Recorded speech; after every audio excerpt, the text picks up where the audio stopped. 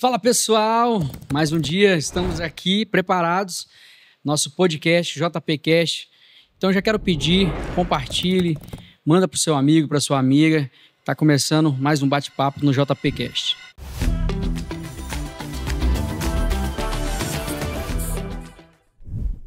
Pessoal, hoje estou aqui recebendo um camarada chamado Max Pitangui, radialista, jornalista e ativista político, né? Sim. Tudo bem, Max? Tudo ótimo, José. Que bom estar aqui. Feliz pelo convite. Para quem não sabe, nós já nos conhecemos há uma longa data, né? Desde a época que eu trabalhava na rádio, A Cor da Vida. Isso. Bacana. Prazer. Muito obrigado por aceitar o nosso convite. E pode ficar à vontade, tá bom? Tá ótimo. Agradeço. Eu que agradeço. E como é que tá? Família, sua vida? Família tá bem, graças a Deus, né? E a vida tá desenvolvendo dentro das possibilidades, né? Dentro das nossas, desse novo método que nós estamos, esse regime que nós estamos enfrentando aí, essas cautelares aí impostas pelo ministro do Supremo Tribunal Federal, Alexandre de Moraes. Então nós estamos vivendo de acordo com as nossas possibilidades, que são remotas, são poucas, mas estamos melhorando gradativamente. Pois é, talvez alguém não vai entender um pouco agora, talvez nosso público aí, mas eu queria que você contasse, como é que iniciou o radialista, Max? Como que eu comecei a minha trajetória no rádio? Bom, eu acho que a minha trajetória no rádio começou quando eu tinha 7 anos de idade. Por quê? Você começou a ser radialista com 7 anos? Não. Não comecei com 7 anos, mas quando eu tinha 7 anos de idade, a minha avó gostava muito de ouvir rádio. Ela estava com um rádio, inclusive ela ouvia muito a Rádio Espírito Santo. 1160 kHz. AM, né? AM. Ela ouvia muito a Rádio Espírito Santo. E eu ficava ali acompanhando, ali, ela ouvindo rádio e tal. E teve uma vez que ela foi fazer compra num supermercado, que era próximo ali à Rádio Espírito Santo, e ela me mostrou, ó, é ali que fica a Rádio Espírito Santo. Depois aconteceu a fatalidade da minha avó morrer, né? Todo mundo passa por isso, não tem jeito, né? E isso mais tarde veio na minha mente, essas lembranças dela ouvindo rádio. E quando eu tinha ali meus 12 anos de idade em diante, eu comecei a ter paixão pelo rádio. E eu comecei a acompanhar muito as rádios aqui do estado, Rádio Tropical FM, que eu ouvia bastante, Rádio Litoral, Rádio Capital, Jovem Pan, né? Eu ouvia muito essas rádios. E acompanhando ali o Antário Filho, essa turma toda que o Elias Faé, Elias Faé, que é um amigo pessoal que eu tenho hoje, né? Agora tá no Manaim ele, né? Tá no Manaim. Mas eu ouvi o Faé quando era guri, pra você ter Rapaz, Faé é antigo, hein? Faé é das antigas, cara. E eu comecei a tomar uma paixão pelo rádio, e quando eu tinha 15 anos eu fui na Rádio Tropical, teve um teste lá e tal, uma seleção lá que eles fizeram. Eu não passei, eu era muito novo, né? Mas eu fiquei ali entre os 5 mais colocados ali, se eu não me engano. E o Leandro Costa, que também é um amigo pessoal que me tornou, falou para mim e falou bem assim: a persistência é a razão da vitória.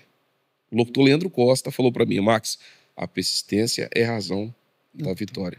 E aquilo entrou no meu coração. Talvez eu nem lembre que ele me disse isso, mas ele falou isso para mim. Talvez ele se lembre também, né? Não sei. E eu guardei essa palavra que o Leandro falou para mim. E depois eu fui estudar rádio e TV na escola técnica mais adiante, né? Depois que eu completei 17 para 18 anos. Comecei a estudar no Cefetes, que era naquela época. E depois disso eu fui fazer a seleção para trabalhar numa rádio da Rede Gazeta, no interior do estado do Espírito Santo, que era em Linhares, que era a Rádio Sucesso, que virou Rádio Litoral, né? E eu fui aprovado nessa rádio para trabalhar lá nessa rádio. Mas antes disso eu passei por algumas emissoras aqui, rádio comunitária, né? Essas rádios que, na verdade, formou muitos profissionais, e eu sou um deles, né? Que foi dali que eu saí, que fui fazer esse teste maior. Eu cheguei na Rádio Sucesso FM, e dali eu despontei, trabalhei na Rádio FM Líder, trabalhei na rádio Novo Tempo. Eu tive uma grande trajetória, na verdade. Uma das maiores trajetórias que eu tive foi na rádio Novo Tempo. Passei pela Rádio Cor da Vida também. Fora do estado do Espírito Santo, né, no núcleo já São Paulo e no nível Brasil, trabalhei também numa emissora que me mandou para Rondônia. Aqui também trabalhei na Rádio Massa FM, né, que pertence ao grupo da Rede Sim. Rede Sim. E agora eu tô aí. Bacana. Então, a sua maioria da sua trajetória, da sua história foi na rádio. Sim. E como é que começou o seu envolvimento na política? Na verdade, eu sempre fui um cara muito apaixonado por política, né? Na verdade, eu sou um político por natureza, né? Eu sempre fui um cara muito político, né? E sempre tive essa aptidão pela política. E, assim, o que me motivou a entrar de cabeça mais na política mesmo, se tornar um ativista político, foi por causa das questões sociais que nós enfrentamos, as dificuldades que a gente vê do dia a dia do brasileiro, né? De cada um de nós, as injustiças, né? A questão da corrupção, que é alarmante, a gente vê muita coisa ruim acontecendo aí. Eu já fui vítima de várias questões também, em questão de injustiças e tudo mais. E isso tudo foi me aflorando e foi me dando força e incentivo para que eu pudesse querer entrar na política e fazer alguma coisa, porque você é uma pessoa proativa, e aí você vê as coisas tudo acontecendo de forma errada. Você quer fazer alguma coisa para tentar dar um base e ajudar de alguma forma, né? Uhum. Então foi apenas por isso. Mas aí teve um momento que você foi censurado, vamos dizer assim, pela sua opinião? Na verdade, pela minha opinião e pela postura também de se colocar contra. Se posicionar, né? O meu posicionamento, assim, porque eu sou uma pessoa, assim, tranquila, como as pessoas mais próximas sabem que eu sou uma pessoa tranquila, mas, ao mesmo tempo, eu sou um cara muito ácido quando se torna uma questão errada, né? Eu sou um cara que não tem muita tolerância com coisa errada, tipo assim, eu não gosto de injustiça. E eu fui vendo o cenário que a gente vive aí no Brasil, que não é segredo para ninguém, que a gente vive corrupção e vendo um monte de coisa errada, inclusive aqui dentro do estado do Espírito Santo, comecei a me posicionar. Só que eu comecei a me posicionar de uma forma assim diferente, né? Eu comecei a satirizar essas coisas, né? Satirizar, envergonhar essas pessoas que estão diante de judiciário, diante da política, pessoas que deveriam estar dando exemplo, não estar metendo a mão na grana, estar fazendo coisa errada. Eu comecei a expor essas pessoas de uma forma mais sátira, né? Expor mais ou menos o Cacete Planeta, como era antigamente, fazer aquela situação lá. Isso aí começou a incomodar muita gente, aí o pessoal não gostou muito. E acabou me censurando. Eu sou um cara censurado hoje, né? Sim. E tem uma outra informação também para você. Eu me tornei o primeiro capixaba asilado político depois da redemocratização de 1989. Isso já entrou para a história. O governador do estado do Espírito Santo hoje entrou para a história, o atual governador, de ser o cara responsável de fazer esse feito aí, né? Porque eu sou um asilado, o primeiro asilado político depois da redemocratização de 1989, graças ao nosso governador e ao nosso judiciário maravilhoso que a gente tem no Brasil, né? Mas você falou algumas coisas que eles não gostaram e você chegou a ser preso. Foi isso? Eu falei, assim, eu denunciei corrupção. Uhum. Na verdade, as denúncias que eu fiz foram denúncias que muitas pessoas já tinham feito. Eu falei de coisas que todo mundo já sabia. O que eu fiz foi dar uma nova roupagem para aquela situação. De uma forma diferente. Eu peguei e comecei a botar humor naquilo, satirizar e mostrar e revelar, né? Alguns agentes públicos, o que eles estavam fazendo, né? As decisões que eles tomavam, por que eles tomavam tal decisões, né? Juiz é preso, o juiz é afastado de caso por questão de corrupção, por vender sentença. Só que a decisão chega para o juiz para ele ser afastado, mas não manda prender o celular dele. Por que não mandou prender? Isso aqui é que tinha no celular dele. Então comecei a satirizar esse tipo de coisa. E assim, isso de certa forma, isso assim, é brincar com a cara da população. Hoje, uma operação da Polícia Federal, Civil, Militar, qualquer operação da polícia hoje que a pessoa receba, a primeira coisa que eles fazem é pegar o celular, sim, ver as contas, entendeu? Ver ali o seu meio de comunicação. Então, assim, aí eu me deparei com uma das situações, como esta, por exemplo, né? Chega a decisão para afastar o juiz, mas não olha o celular dele. Aí, O que tem a ali? lei é para quem? É para todo mundo mesmo? No Brasil ficou claro para mim que a lei não é para todos. Não é para todos. É o que você fala, né? Quem está falando. Depende de quem é que vai. Então, a sua crítica não foi diretamente aos ministros do Supremo? Nada. Conversa fiada. Conversa fiada. Conversa para boi dormir. Uhum. E o que eu estou dizendo para você aqui não são palavras do Max Pitangui apenas, não. Nós temos um relatório da Polícia Federal, nós temos aí uma ampla investigação minuciosa, inclusive com ordens do ministro Alexandre de Moraes para investigar 7 anos anteriores de cada um de nós que participou dessa operação. Pente fino, né? É um pente finíssimo e com inteligência israelense. Rapaz. É isso aí, nós somos investigados com inteligência israelense. 7 anos atrás das datas que foram mencionadas ali, que nós cometemos os tais crimes, que a Polícia Federal deixou claro que não tem nenhum crime. Eu fui absolvido de todas as falsas acusações. O que fizeram comigo foi um cala-boca. Olha, não tem como fazer nada com esse cara. Vamos calar a boca. Então vamos aqui inventar um crime para ele, para prender ele. Foi o que fez, foi o que a Polícia Federal falou. Não são palavras do Max Pitangui, são na Rede Globo isso aí. Isso foi postado na Rede Globo, vários veículos de comunicação, vários jornais postaram isso daí. Então, assim, é eles mesmos falando. Então, eu apontei irregularidades, essas irregularidades aconteceram, foram provadas, não tive respostas até hoje dessas irregularidades, eu cobrei ao Estado. Porque eu acho o seguinte, se você é um agente público, o agente público ele tem que prestar conta do trabalho dele. É o mínimo. Se eu vou trabalhar numa empresa, eu devo prestar contas ao meu superior. Então, na verdade, quando uma pessoa trabalha como agente público, né, ela deve prestar conta para o Estado. Então, por que eu não posso cobrar uma pessoa que recebe dinheiro público? Por que eu não posso cobrar respostas de uma pessoa que trabalha no sistema público? Por que tomou aquela decisão? Por que enviou isso? Por que fez aquilo? Assim, isso passou de absurdo, né? Então, se você fizer uma crítica para um agente público, se você questionar um agente público, por exemplo, uma sala que foi reformada no Ministério Público do Espírito Santo, ser gastado mais de 2 milhões de reais. Uma sala. 4 carros blindados para a ex-procuradora-chefe de Justiça do Ministério Público, avaliado em 2,5 milhões de reais. E aí? Eu não posso questionar isso? Isso está certo.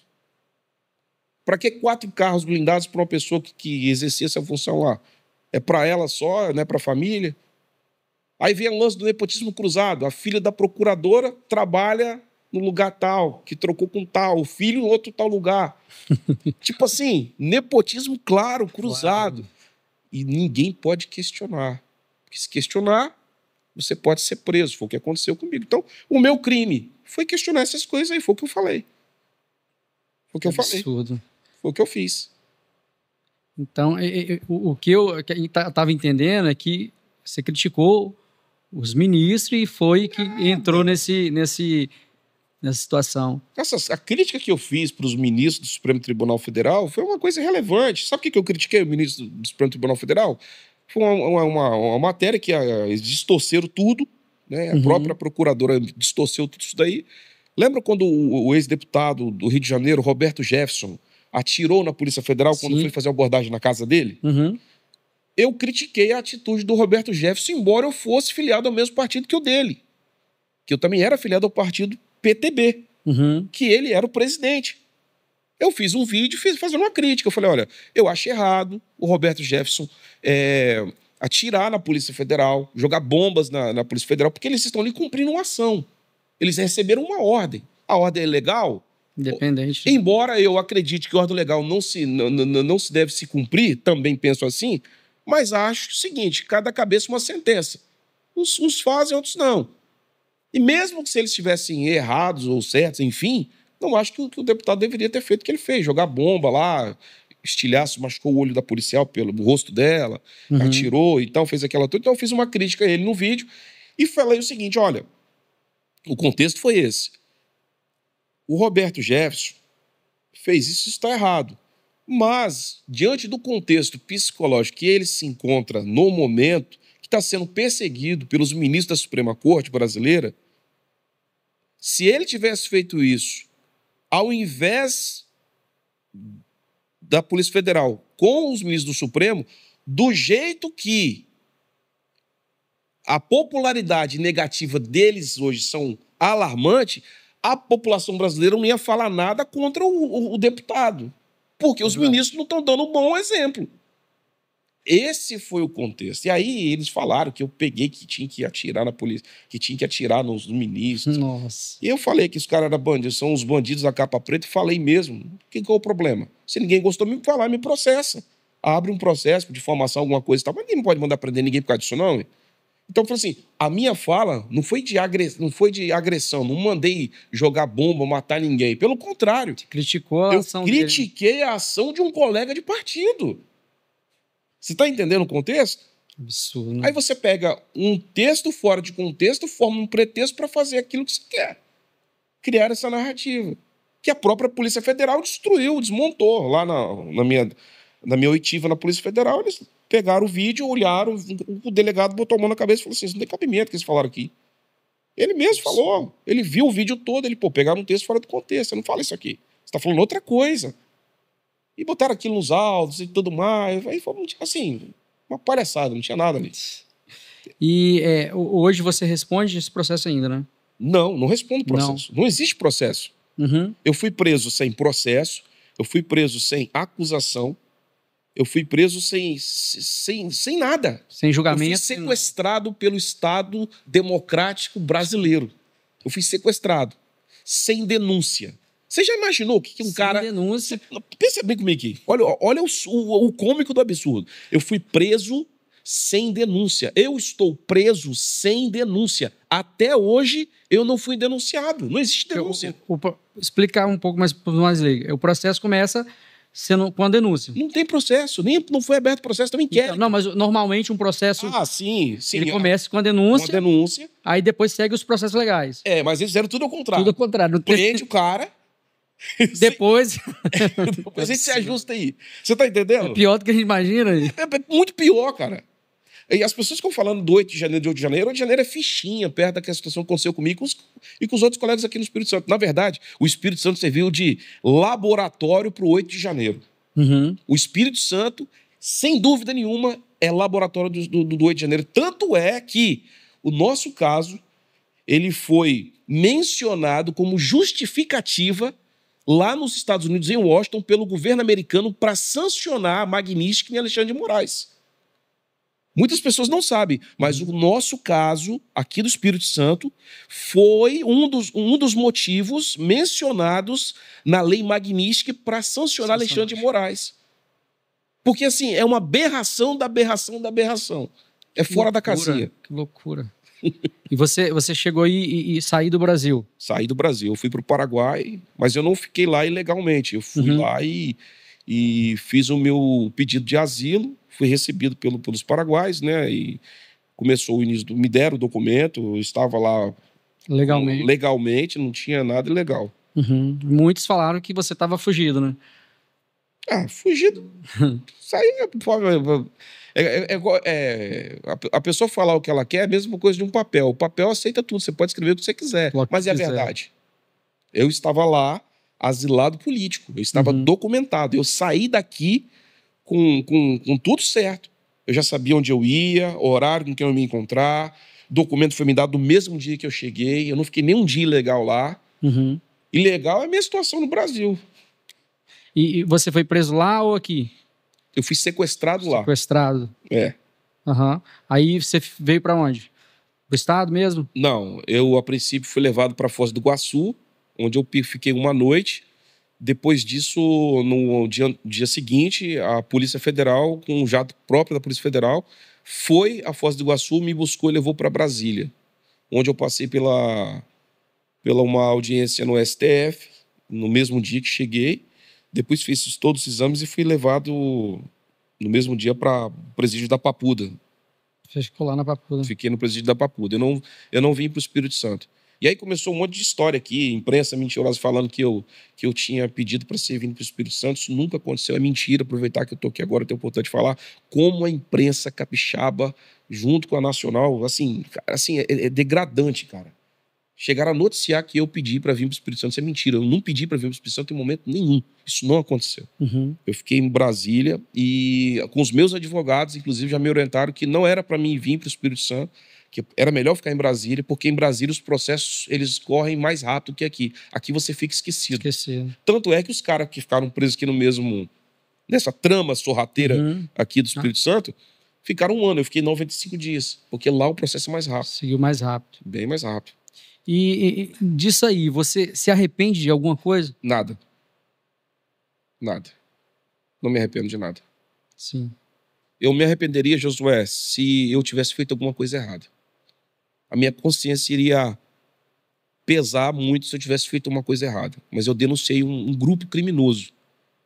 Então, eu denunciei coisas erradas. Eu falei de gente que não presta. E gente que não presta tem que ser colocada no seu devido lugar. Né? Eu acredito que essas pessoas, elas vão pagar pelos seus crimes. Vão pagar pelos seus crimes. É assim, muitas pessoas mexem com outras pessoas sem saber quem são essas pessoas. Verdade. A minha família, eu sou da família Pitangui, né? É um nome indígena. Os meus antepassados, eles são muito famosos por resolver as coisas da forma, do jeito antigo, né? O pessoal o sangue bem quente sanguíneo, mesmo. Né? A galera é bem sanguínea mesmo. Graças a Deus, eu não fui por esse lado. Eu não tenho essa índole. Mas eu tenho a mesma coragem que todos eles tinham para fazer o que é certo. Sim. Então, você pode ter certeza, isso não vai ficar assim. Isso vai ser resolvido. E certa vez eu até gravei um vídeo e falei que se a justiça dessa terra não resolvesse essa situação, que a divina não falharia, porque ele não deixa passar nada. Deus não deixa passar nada. E eu falo mesmo, muitas pessoas falam assim, eu vi até uma declaração agora do Trump no enterro do Charlie, lá nos Estados Unidos, né, que a esposa perdoou o assassino, né, que eu perdoo o assassino, e o Trump ele fez um comunicado depois assim, eu não perdoo os meus inimigos. O Trump falou isso. Eu não diria que eu não perdoo, porque eu acho que o perdão a gente tem que dar para todo mundo. Mas se você fosse colocar duas pessoas parecidas, com quem eu mais tenho uma semelhança, entre Davi e Salomão, eu acho que eu sou o Salomão quando vingou a morte do seu pai. A gente perdoa, mas a gente não esquece. Jamais. Jamais vai esquecer. E quem fez coisa errada vai pagar. E, Max, como é que foi esse período, esse processo, a família? Rapaz, quando eles vão na sua vida, eles tentam destruir você de todas as formas. E eles mentem, os investigadores, eles destroem as suas contas, bloqueiam você de todas as formas, entendeu? Essa situação que o Alexandre Moraes está enfrentando de magnífica aí é bem parecido que as pessoas que são perseguidas pelo sistema acontecem. Talvez não vai ser tão pior quanto vai acontecer com ele, né? Mas você é prejudicado de todas as formas, financeiramente, socialmente. As pessoas ficam com medo de se relacionar com você. Não é todo mundo que quer mais estar na sua presença. As pessoas ficam receosas. Assim, te atrapalha muito. Mas isso é bom. Isso é positivo, Josué. Sabe por causa de quê? Você acaba enxergando melhor a vida e quem de fato são as pessoas que gostam de você.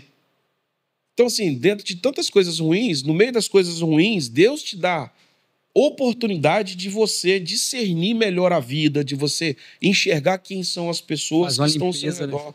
Né? Deus é tremendo, cara. Deus é assim, é incrível como ele consegue fazer você melhorar até estando num estado muito ruim. Amém. Então eu vejo dessa forma. Bacana. E os seus projetos atrapalhou ou ainda continua em frente? Como é que você, daqui para frente, como é que você planeja? Os meus projetos, eles atrapalharam sim, porque eu tinha um projeto para para ser vereador nesse ano de 2024, nessa eleição. E Você foi candidato, né? Já. fui, mas assim, fui candidato e não fui ao mesmo tempo, porque eu fiquei no mesmo partido que estava, teve uns acordos que não foram cumpridos, a chapa entrou, depois não teve, acabou que no final o partido não teve coro, não teve chapa, não teve nada. Então, assim, não teve investimento, não teve nada. E eu não tive tempo de me preparar, eu não tive tempo de arrumar recursos, de fazer uma base, de chamar aliados. Então, esse processo, ele me atrapalhou porque eu estava numa crescente na época que aconteceu tudo isso, eu estava numa ascensão e eu estava fazendo esse projeto, eu estava desenvolvendo bem esse projeto. Infelizmente, isso atrapalhou. Eu não consegui nesse time. Para você ver que o Armando conseguiu, porque já era vereador, né? Já tinha uma estrutura. O Fabiano também conseguiu, porque ele teve essa consolidação, também teve essa força, mas eu já não cheguei. Eu já cheguei, eu não tive tempo e condições de me preparar, de me organizar. E eu estava fazendo isso antes da prisão acontecer. Então, eu fui o mais prejudicado, eu acho, nessa situação aí. Então, você tem projeto ainda para 2028, no caso? Ah, sim. Hoje eu participo aí do grupo com o Pastor Dinho, né, que eu vou apoiar, inclusive, para candidato a deputado estadual. Participo do grupo do Gilvan, nós somos um grupo hoje. Porque é o seguinte, Josué, eu acredito que a gente tem que pensar em grupo. Sim. Eu acho que você não deve ser um cara tonto, você tem que pensar em projeto, né? E a minha cidade é uma cidade muito carente do desenvolvimento da direita. A Serra é uma cidade que é administrada há mais de 40 anos pela esquerda. E a gente precisa levantar esses nomes dentro do nosso município. E como é que a gente faz isso? Se unindo. Eu tenho que estar junto com o Dinho tem que estar comigo, o Gilvan tem que dar essa força, e é o que a gente está fazendo. Nós precisamos estar unidos. Então, se eu for para um lado, o pastor Dinho for para o outro, cara, a gente não vai ficar legal. Eu acho melhor a gente se unir, se juntar, né? E fazer esse desenvolvimento da direita conservadora dentro do município da Serra expandir, crescer lá dentro. Verdade. Então, assim, eu tô feliz. O Dinho é um cara que me entende, é um cara que eu entendo também. A gente se comunica muito bem, se relaciona muito bem. E acredito que ele vai se eleger ano que vem a deputado estadual, vai ser um dos mais votados pelo PL, tenho certeza. E eu tô aí para fortalecer. Bacana. E esse cenário político do governo, nacional também, né? Como é que você vê? Bolsonaro tá preso, né? Uhum. E quem ele indica, o que você acha desse cenário político nacional? Eu acredito, olhando para os Estados Unidos, que o candidato a presidente do Brasil no ano que vem é Jair Messias Bolsonaro. Eu não acredito de outra forma, eu não consigo enxergar de outro jeito.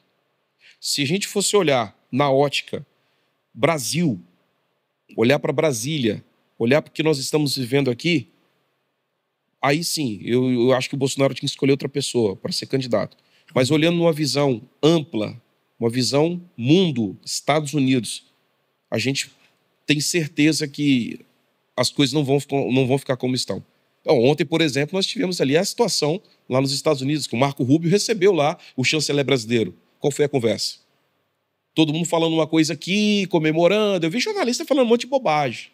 Comemorando que Eduardo morreu na praia e que deu tudo errado. A conversa com o Marco Rubio foi de que forma? Queremos a cabeça do Alexandre de Moraes. Ele falou claro, nós queremos sanções a Alexandre de Moraes, nós queremos os presos políticos libertos no Brasil. Não tem conversa. Nós queremos a oposição participando de forma limpa na próxima eleição. Isso ficou claro. Ficou claro. Ficou claro. Então, assim, você acha mesmo que os Estados Unidos vai deixar a esquerda fazer o que ela bem entender aqui no Brasil, sabendo que o culpado disso é o próprio Estados Unidos? Verdade. Quem financiou toda essa situação que nós estamos vivendo hoje foi o governo Biden. Verdade. Isso começou com o Biden.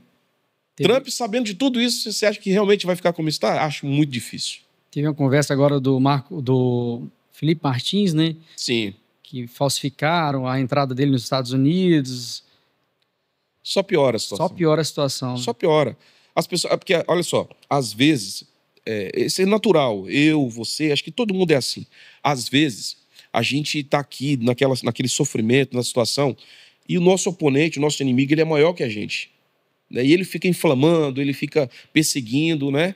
E a gente esquece de olhar que nós temos um amigo que é muito maior do que o nosso inimigo. Verdade. Às vezes a gente esquece disso, Muito. né? A gente olha para Satanás perturbando, a gente teme, mas esquece que nós temos um Deus que é acima de todas as coisas. E quando Deus entra numa causa, não adianta o inimigo espernear, falar, ameaçar, vai se cumprir o que Deus quer e ponto final.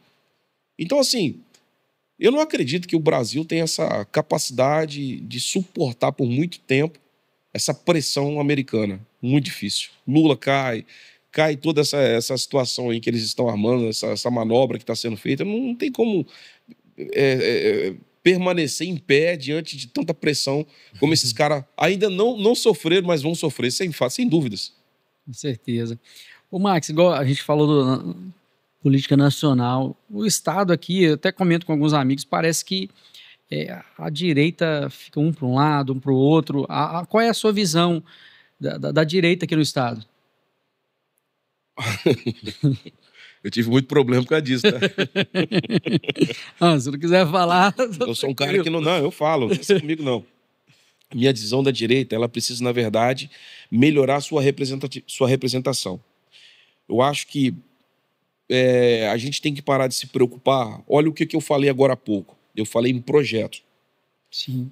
Projeto de grupo, não projeto pessoal.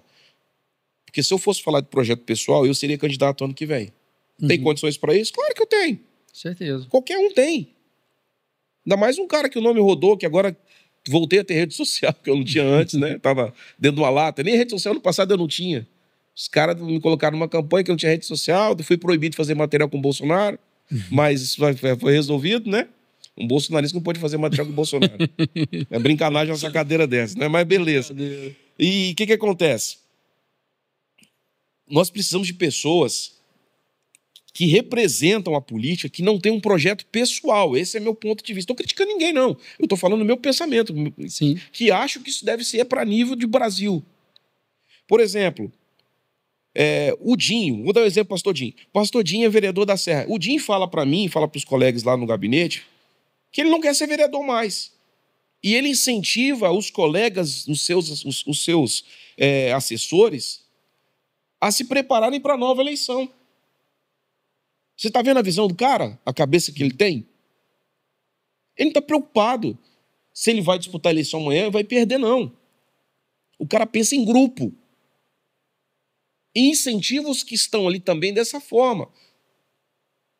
Poxa, vamos ser claros aqui. Eu precisei sair do Espírito Santo para ir para o Paraguai para pedir auxílio a Alan dos Santos, a Oswaldo Eustáquio, que me ajudou muito, e outros influenciadores fora do Brasil e dentro do Brasil, para dar luz do que estava acontecendo aqui no Espírito Santo. Ninguém falava nada, cara. Todo mundo quieto. Ninguém falava nada. Pastor Fabiano, Armandinho, Jackson Rangel ficaram presos mais de 1 ano. 1 ano. O caso deles só foi dar luz depois de 7 meses que eles estavam presos. Porque eu saí do país, fui buscar auxílio e comecei a dar luz. Aí eu fui para as TVs, comecei a falar o que estava acontecendo aqui, comecei a falar por que tinha sido preso. O pessoal começou a dar notoriedade, começou a mostrar. O negócio ficou apertando. Com 45 dias que eu estava preso, já tinha o relatório da Polícia Federal que eu não tinha crime nenhum. E aí o Alexandre de Moraes foi... para não soltar, que ele sabia que tinha que soltar, o que ele fez? Pediu mais um prazo, para ele mandou, agora, olha mais 7 anos atrás se realmente não tem mais nada, que ele viu que não tinha nada. O cara faz de tudo para manter o cara preso, Sim. mesmo sabendo que é inocente. E aí, não tem nada, tem que soltar esse cara. E aí me soltaram em Brasília, deu jurisprudência para o Espírito Santo, soltou os caras. Mas por que os caras ficaram esse tempo todo? Cadê a luz que estava sendo dada nisso daqui? Tinha ninguém. Então, assim, nós precisamos de pessoas que pensem nas pessoas, pensem em grupo. Eu não estou dizendo, não vou generalizar que todos foram assim, mas a maioria. Entendeu? Essa é a grande verdade. Quem estiver ouvindo isso aí e não está gostando, desculpa, é a verdade. Não tem essa para mim, não. Fala a verdade. Então, eu acho que eu tenho que ter um projeto, lógico, mas antes de tudo eu preciso estar dentro de um projeto maior, que é o Estado do Espírito Santo, que é o Brasil. Porque se a gente não pensar dessa forma, fazer política para a família, política para perpetuar no poder, cara, sinceramente o Brasil vai continuar como está. Nada vai mudar. Então a gente precisa fazer aqui uma nova política. A direita ela precisa ter essa representatividade, uma nova política, uma política nova, uma forma nova de pensar. Eu estou ali para um projeto. Qual é o projeto? O meu estado e o Brasil. Bacana. Você falou desse grupo, o Gilvan da Federal fez essa forma de grupo, né? Foi. Teve os assessores, eles foram eleitos em Viana, Guarapari, Sim. Serra.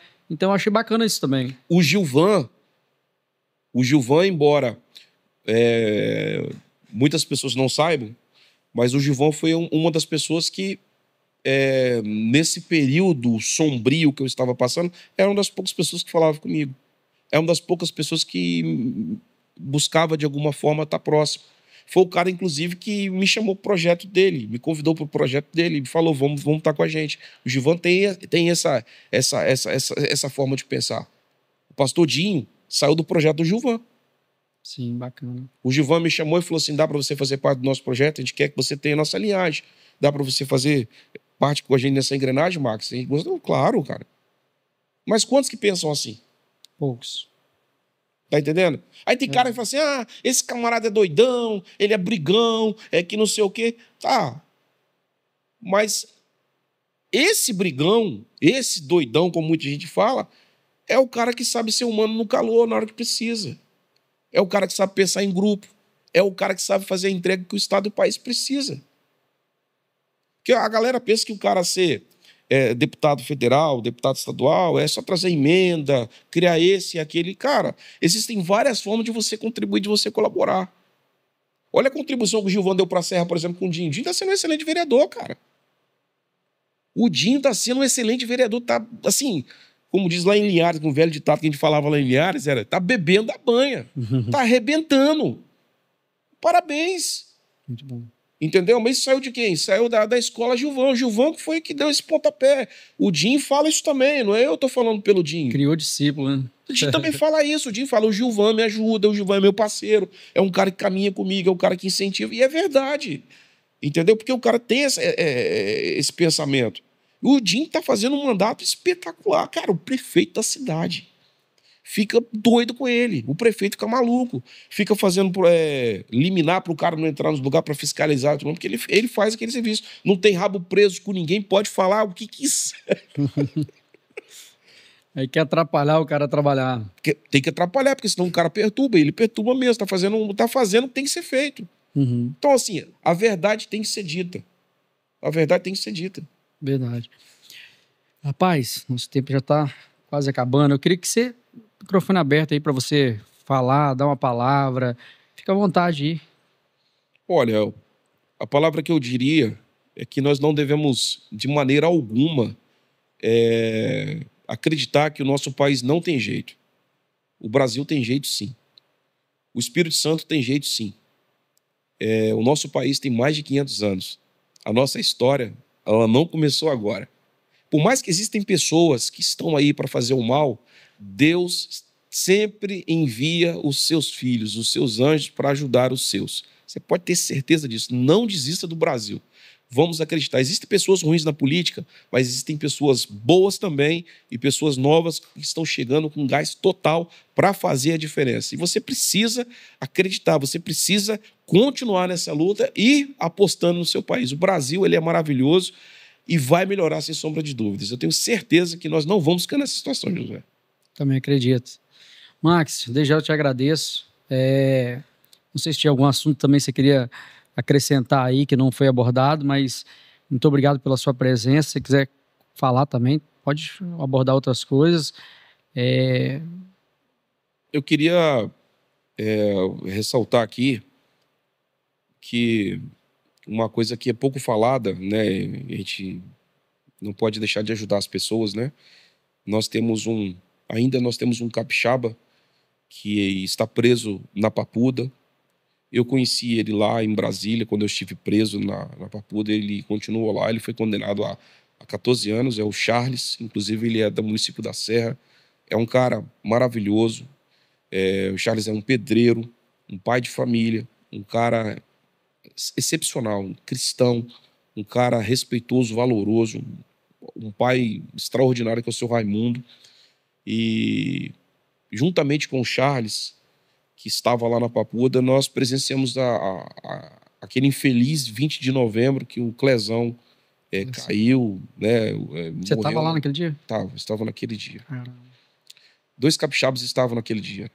O Charles, que ainda continua lá na Papuda, e eu. Nós estávamos naquele banho de sol daquele 20 de novembro, quando o Clezão caiu e, infelizmente, perdeu a sua vida na nossa frente.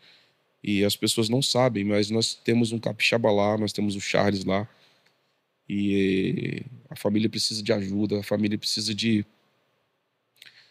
Às vezes ajuda não é nem financeira, às vezes uma aproximação, né? Precisa de apoio. E eu acho que a gente deveria buscar conhecer mais essas pessoas e saber quem elas são. Eu posso afirmar, é uma pessoa extraordinária. Bacana. Eu nem sabia que tinha capixaba lá. Tem Charles, ele infelizmente ele está lá, ele foi condenado a 14 anos. 14 anos. Trabalhador, ele trabalha no presídio, inclusive. É um cara que todo mundo gosta. Olha, a única pessoa que eu vi na Papuda, de todos os presos políticos, eu fiz vários amigos ali. Vou levar para minha vida toda.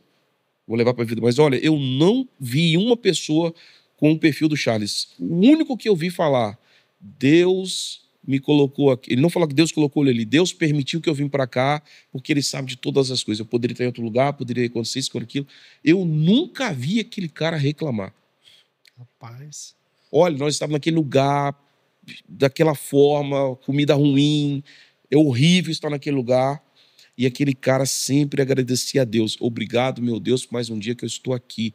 Porque se eu não tivesse aqui, eu poderia estar em outro lugar e o Senhor permitiu que eu estivesse aqui. Louvado seja o teu nome. Olha, eu sou testemunha que eu vi esse cara falar isso diversas vezes. Eu nunca vi o Charles reclamar. Nossa. Incrível. Incrível. O ser humano é difícil, não, né? O ser humano... Josué, é assustador você ver isso, cara. Você tá naquele ambiente ruim, vivendo daquela forma, aquilo ali é um lugar horrível. E você vê um cara do seu lado agradecer a Deus porque ele está ali, porque ele poderia estar em outro lugar e ele não sabe o que poderia acontecer ou o que teria acontecido com ele. Nossa. Gente. Então tá aí. Max Pitangui, muito obrigado por essa presença aqui, Eu que por agradeço. contar um pouco dessa experiência. Horrível, vamos dizer assim, mas acredito que coisas boas virão e acho que daqui uns dias isso vai entrar para a história e vai ser um acontecimento para servir de exemplo para muitas pessoas, né? Com certeza. Eu espero voltar aqui e trazer o meu livro, que já está escrito, já escrevi um livro. Bacana, hein? Esse livro foi escrito, muitas páginas, foi escrito dentro da própria Papuda. Escrevi, na verdade, eu comecei esse livro antes de ser preso. E depois que eu estava lá, continuei. E depois que eu saí, eu terminei de escrever. Já tá escrito, já está pronto. Falta só terminar algumas coisas, mas o livro está praticamente pronto. Espero voltar aqui quando ele estiver pronto. Vamos marcar sim para você retornar aí. Max, obrigado. Pode deixar sua rede social aí, o pessoal já está seguindo. Max ponto Pitangui. Max.pitangui. É o ponto mesmo do ponto, né? Max.pitangui. Bacana demais. Muito obrigado, Max. Que Deus abençoe. Galera, mais um podcast aí. Compartilha, comenta, dê sua opinião e que Deus te abençoe. Um abraço, até mais.